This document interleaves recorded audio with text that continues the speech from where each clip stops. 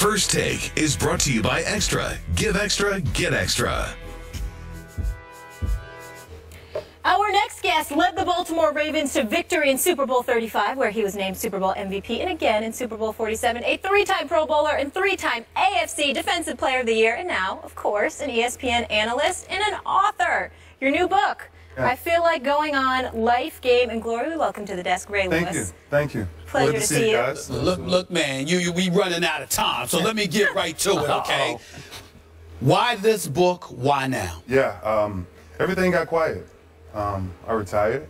I let the story die down, everything, and I think now a lot of people seen my story, but nobody's ever told my story.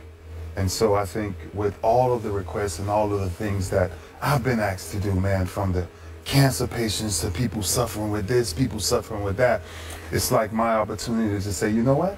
You may have seen part of my story, but I promise you, if you keep going, you know, there's glory on the other side of it. So I thought it was appropriate time. Okay. Pardon the harsh transition here, but we got to talk some football, and we're about out of time. Yeah.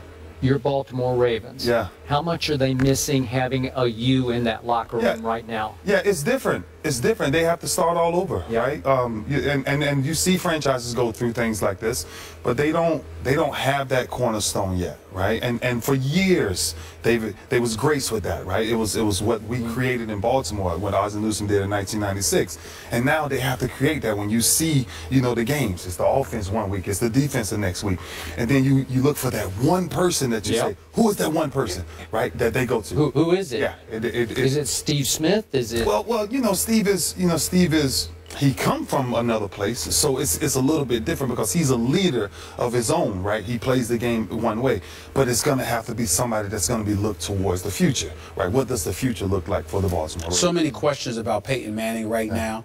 I'm wondering whether or not you believe he has an even better opportunity to win than in recent memory because of that defense, and I know how you feel about defenses, or are you noticing a decline of Peyton Manning? Well, listen, you know, everything declines, I think, but when you see the way Denver's defense is playing football right now, you can win a Super Bowl with a quarterback with that type of experience. Because anytime you have that type of experience, if you're Peyton Manning, you don't have to do everything. And I think the way Denver is playing, the turnover ratio right now is incredible with what they're doing. And I think the field position of what they're really doing, Peyton doesn't have to be Peyton, the Superman Peyton no more, right? He just has to get the ball out of his hands and let this play. Could you please tell him that the Dallas Cowboys have minimal to no chance of winning the Super Bowl? Can we get that? Go ahead, go to no chance, please. Could you tell us? Could you tell him that? It's a tough climb for the Cowboys. It's a real tough climb. Is it over? You know what? You never know when it's over, right? And I always say that. Who do you pick? Who's the Super Bowl champ? Who do you have fun with? And I always say, listen, playoff time is always gonna be the team that gets hot. What about Seattle? Because I'm wondering what I've been seeing from them, and I'm seeing the defense is fragmenting, and you always talk about defenses needing to be together. I don't see that in Seattle right now. Yeah, it's all communication, man. And when you think about, you know, those type of defenses, right? I just had this conversation. One of the guys responded about the difference of good and great defenses, right? You know, good defenses can really be good for a year or two and things like that. But when you start to become great, the players take ownership of the defense, right? And you don't have to. It doesn't turn out to point finger. No, me and Rod Wilson, we ain't finna point fingers. No, we finna say, listen, tight end come up the seam, you gonna take him right now, I'm gonna close to this. Yes, you're gonna communicate with all of that. But when you see the miscommunication that's going on, I think it's something I don't really know where to put my finger on. You were instrumental in getting Cam back in the fold, Cam Chancellor. Yes, sir. And a lot of people began to view him as a savior for that defense, which I thought was a little unfair to him. Would you agree with that? How he's the boom of that defense. Yeah, he's definitely the mentality of that defense, right? When you think about Seattle and everything that they do, he brings fear when it comes to how is that defense looked at. But when you talk about the savior of that defense, it's just so many other pieces, so many unsung heroes. I think they have one of the greatest 4, 5, 6-man rotations from their defensive line that really makes them a dominant football team. What were your thoughts about Chip Kelly when you heard all this news in the offseason, a myriad of complaints that we don't even have enough time to get into, but you heard what you heard about Chip Kelly in Philadelphia, and then you saw them perform.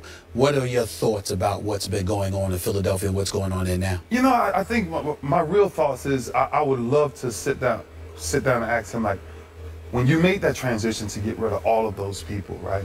How did you convince DeMarco Murray to come here?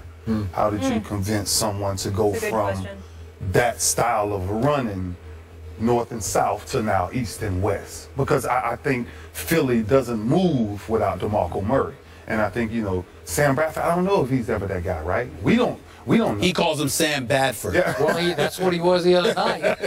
Yeah, and so I just think it's an identity, right? When you release all of those people who were Philly, you know, picked, and now you bring in a bunch of journeymen here, there, add them in. I don't think that formula works. Just last quick question, quick answer. Do you still believe that Tom Brady cheated and lied about it? I tell you what I do believe is I believe that there's certain things that New England, no matter what they do, they will never be able to get over. You know, because it's factual enough, right? You're going back in the past? all the way back, all the way back, and the history of who we are, right, as players coming all the way. Tuck Rule, Spygate, all of it, and that's forever throughout his career. He can say what he wants to say. They can say what they want to say, but he will always follow them. Okay. 13-time Pro Bowler. When you have as many accolades as you do, it's hard to mess him up. I apologize. Yeah. You know, the beauty of it, too, is that this is my brother right here, so it's good to see him. And as big as he is, it's nice to know he never want to hit me. He want to protect me. Ray, thank you so much. This is in stores now. You can pick it up. I feel like going on. I can't wait to read it. Appreciate you. Absolutely. Thank Have a fun day here. Yes, all right. ma'am. We'll see you. Do so much for the Chicago Cubs. Swing and a fly ball, well hit left center. That one way back there. That one is gone. He just reached out and poked it. And the Cubs are done. 2-1. Swing and a ball driven into the air center field. That's well hit. That one on its way, and that one is into the bleachers and gone. Hasta la vista, baby. The right-hander kicks and fires. Right there, got him looking, and that is the ball game. M-E-T-S, Mets. That's for you, Jeff.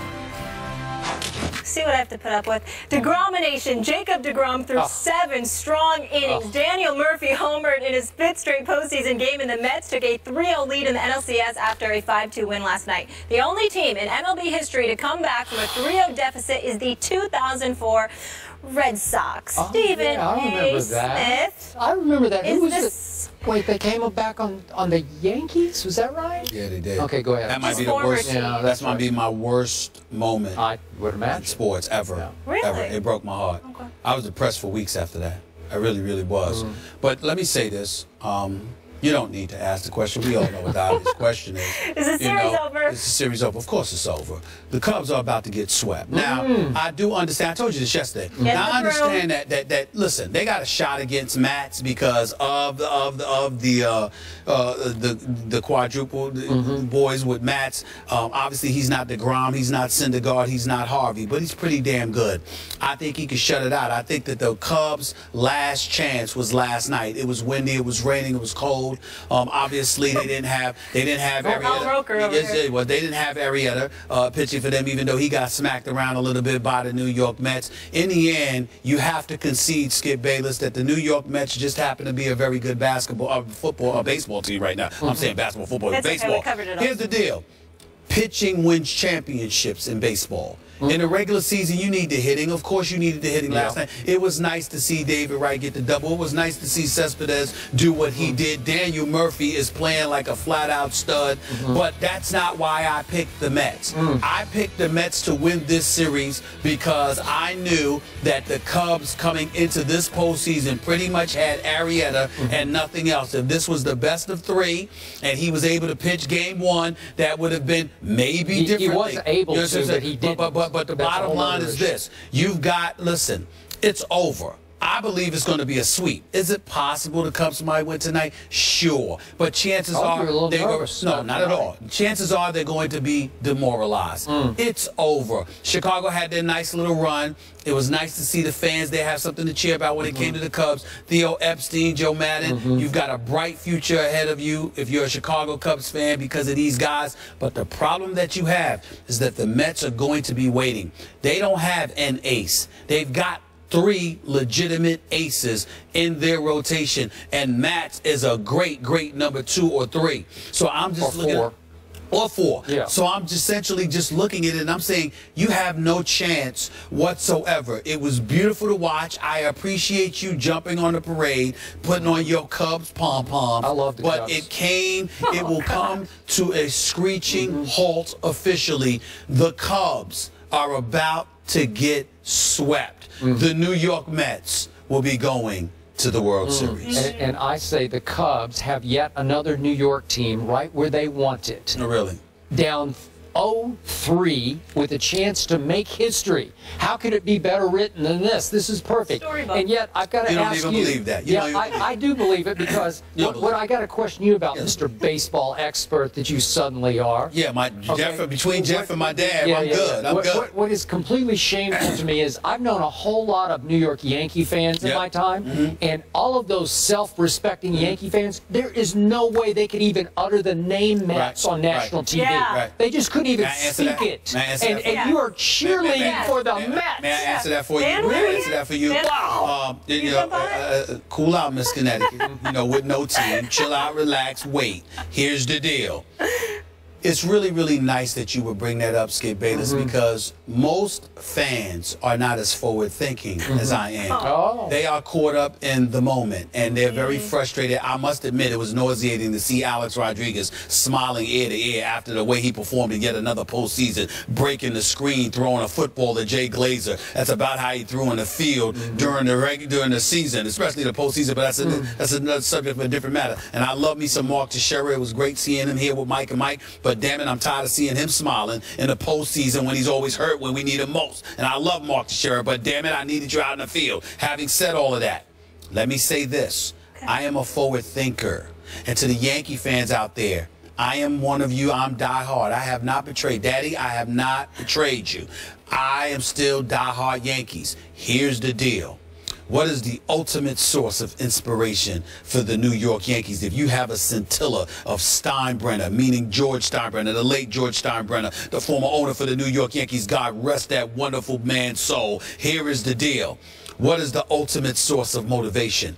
If the New York Mets win, it will prioritize and elevate the level of urgency for the New York Yankees. Rooting absolutely. Absolutely. Anybody that knows, you can say whatever you want. You can pretend all you want to. You know how I feel about my Yankees. The bottom line is this. We don't have the farm system that the Mets have. Sandy Alderson has done a fabulous job in the whole aftermath of the Bernie Madoff scandal with the Wilpons. But in the end, the New York Yankees, damn it, I'll admit it publicly. If we got to buy a championship, be my guest. Open the bank book, pay the dollars, get who you need to get so we can stop this travesty of the Mets being the representatives of New York more than the New York Yankees. If that means the Mets having to win the World Series to get that done, I'm all for it. Ain't no shame in my game. Ain't no shame in my game. My man Jeff knows that too. I don't care.